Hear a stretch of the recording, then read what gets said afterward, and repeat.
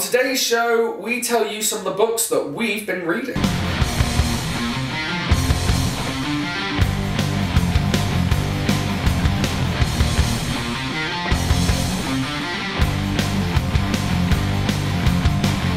So, I am joined by Dav from Mega City Comics again. How are you, sir? Still good? I'm still good. Still good. Excellent. I asked Charlie the same thing. I don't know why. And yeah, so we'll dive straight into it with some of the books that we've been reading. I will go first.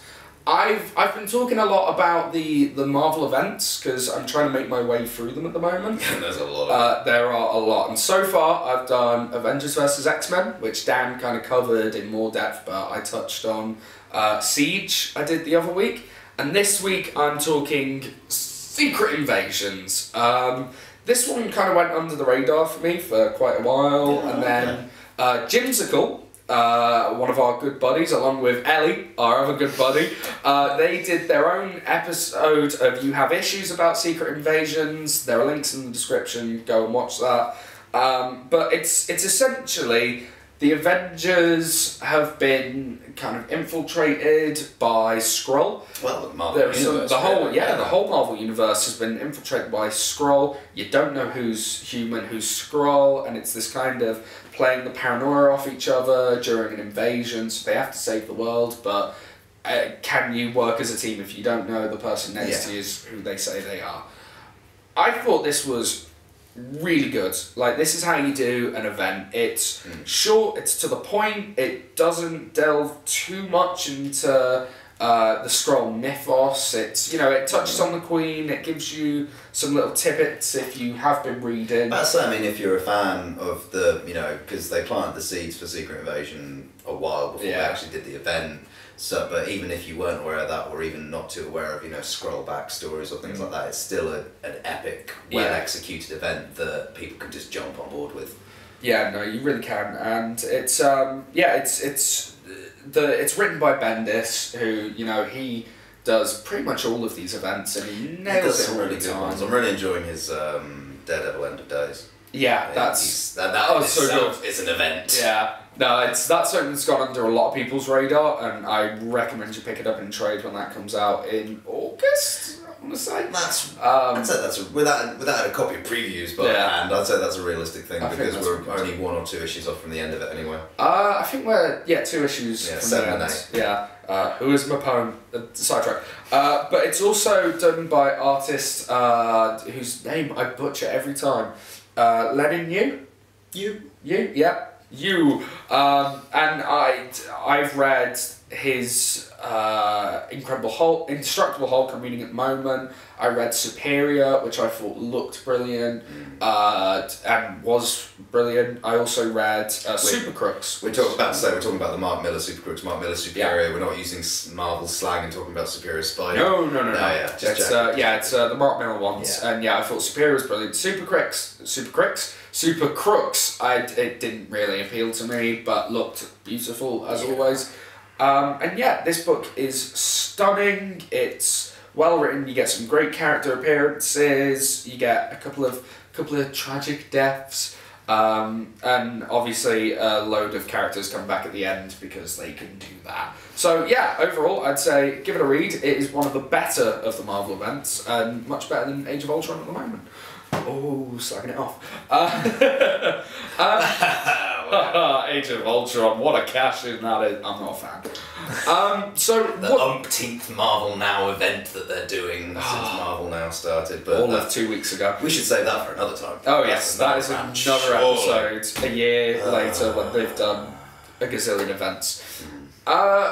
So what have you been reading in your spare time, Dav? Well, trade-wise, I've been going back through some of my, my fan favourites, my personal favourites. Because now, since I work in a comic shop, I'm reading a lot of actual comic issues, so that's always as and when, wait for it to finish, then wait for it to be bound in trade, and by then you can revisit it, blah, blah, blah. But no, I've been revisiting some of my preferred ones, some of my likes, and anyone who has encountered me in store, or anyone that's really had a casual conversation with me about comics, knows that my favourite writer is Sir Warren Ellis.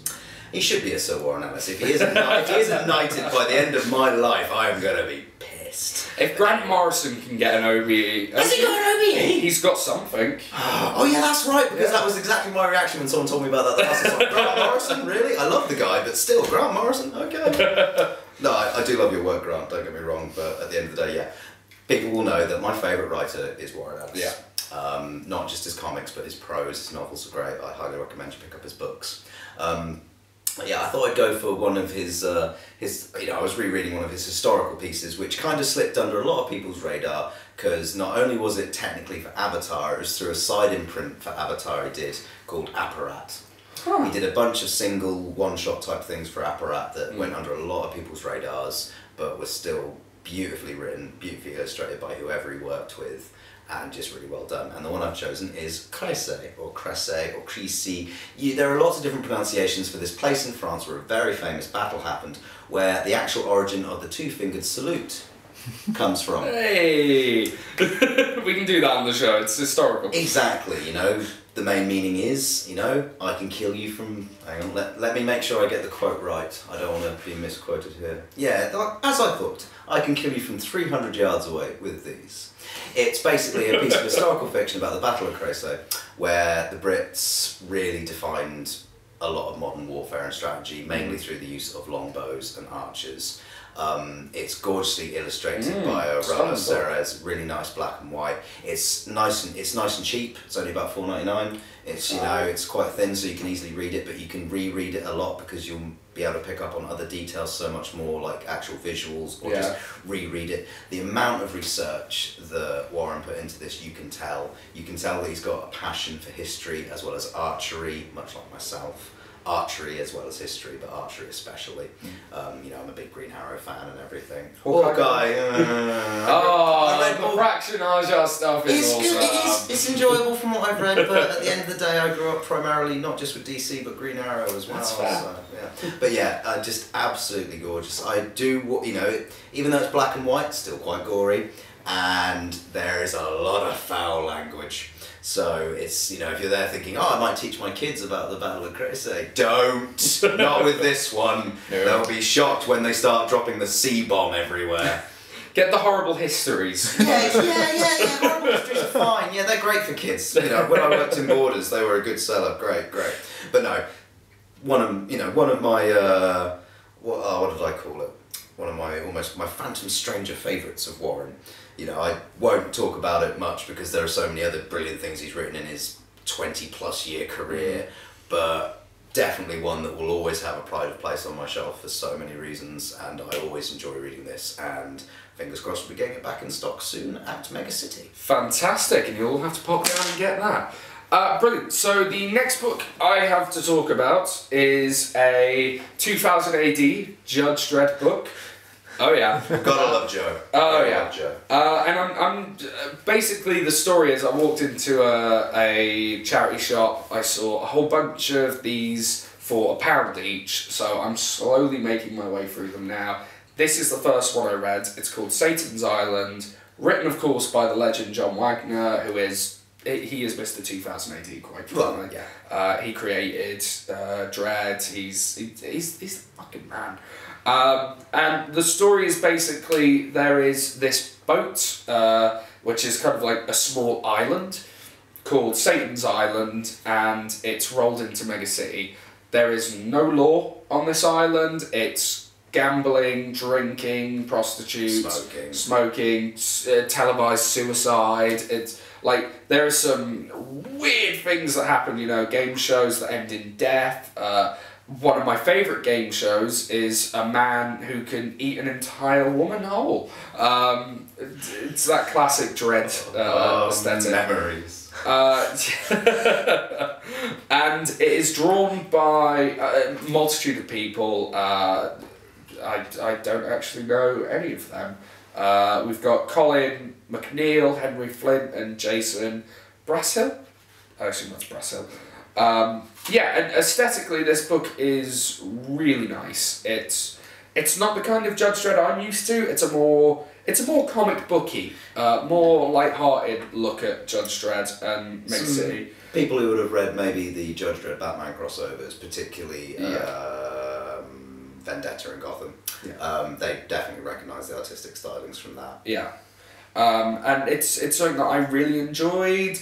My only complaint with this book, and I think it's almost a complaint with 2000 AD as a whole, is that I understand that this came out in issue 4 first. You know, it was written inside 2000 AD.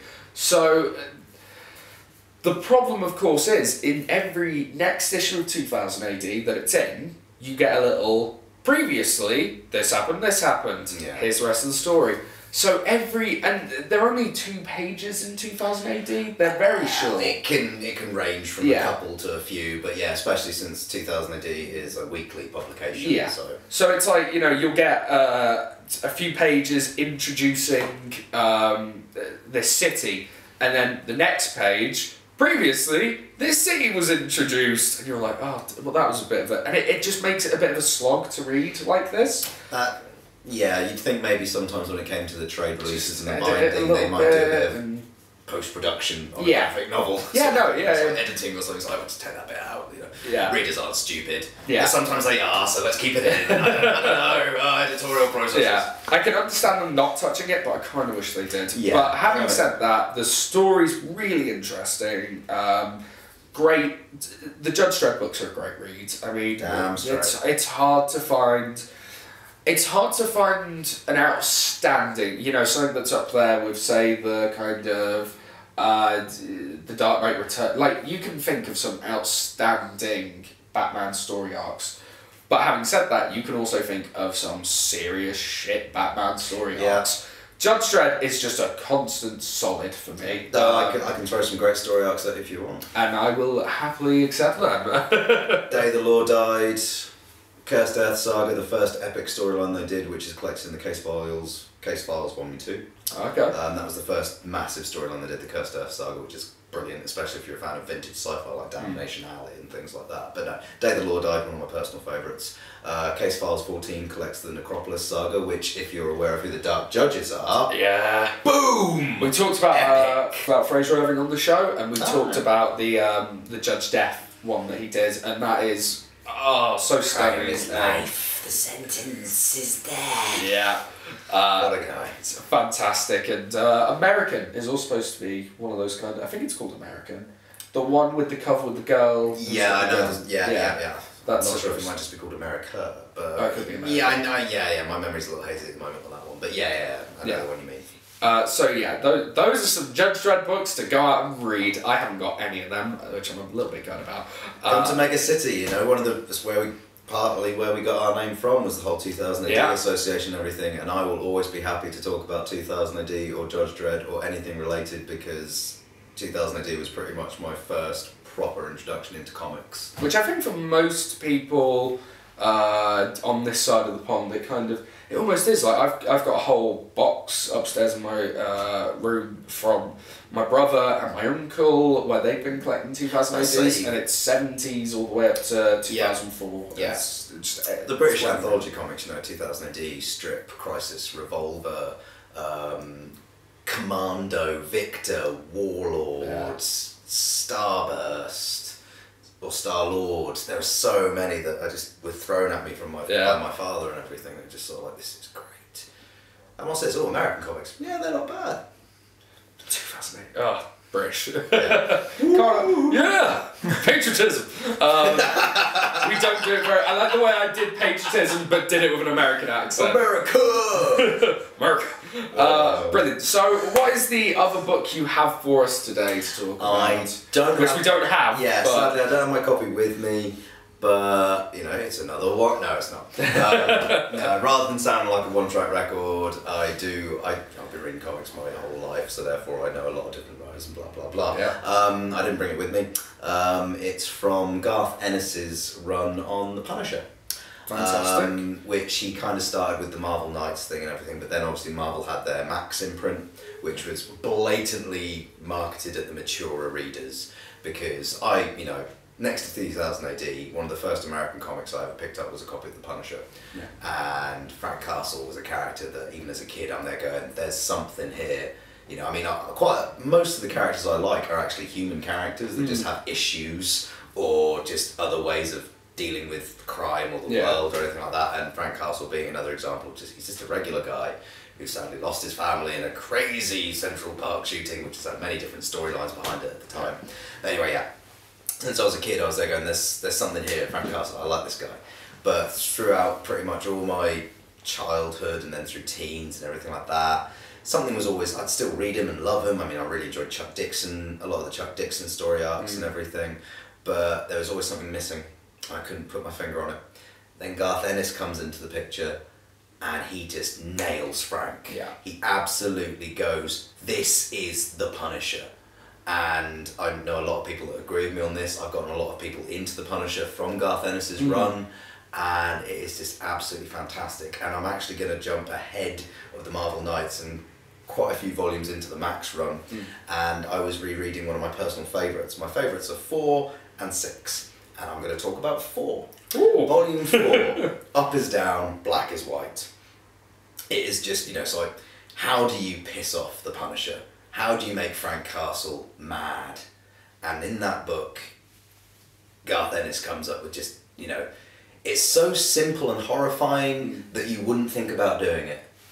And he goes there, he does that, and he expresses and conveys anger, Frank's anger, the need to just deal with it and move on, and how just, it literally is up is down, black is white, north is south, east is west. Cats and dogs living together. Forget it, Marge, it's Chinatown.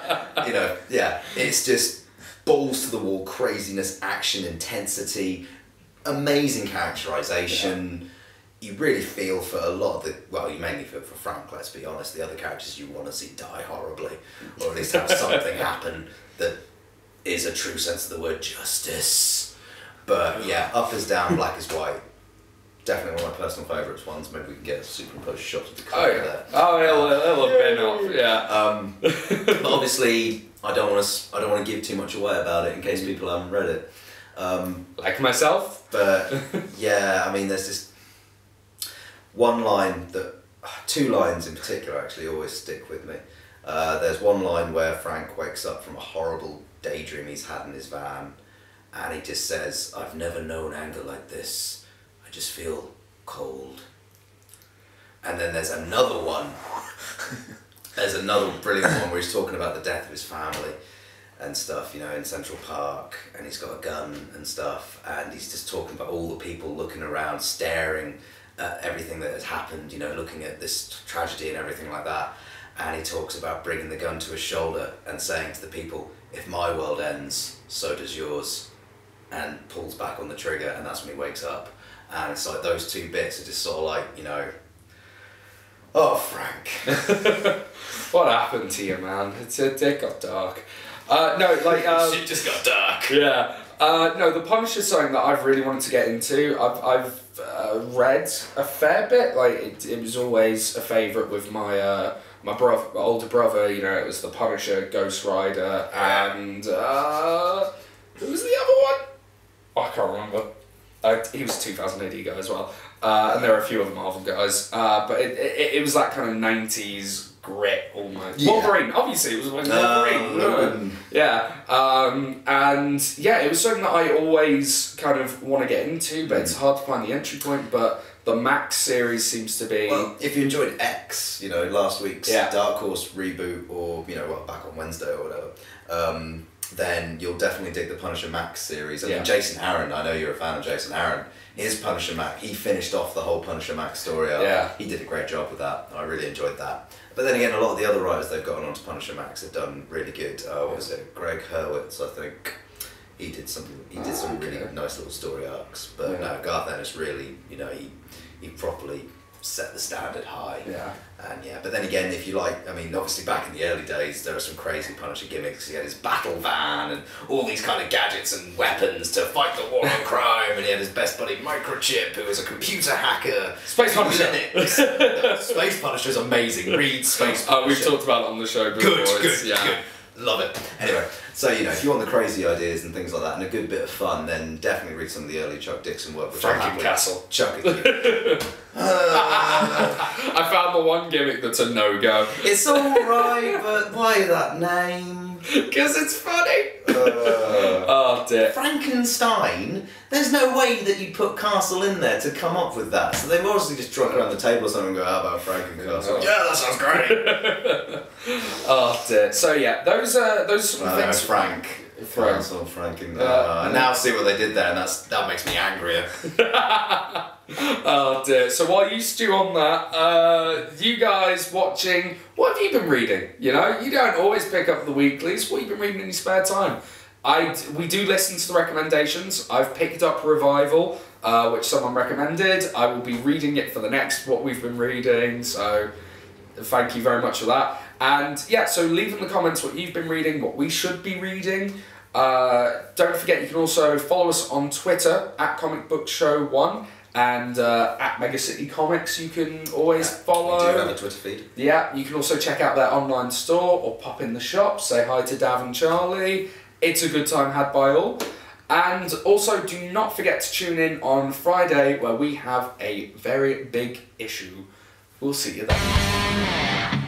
I can kill you from 300 yards away with these.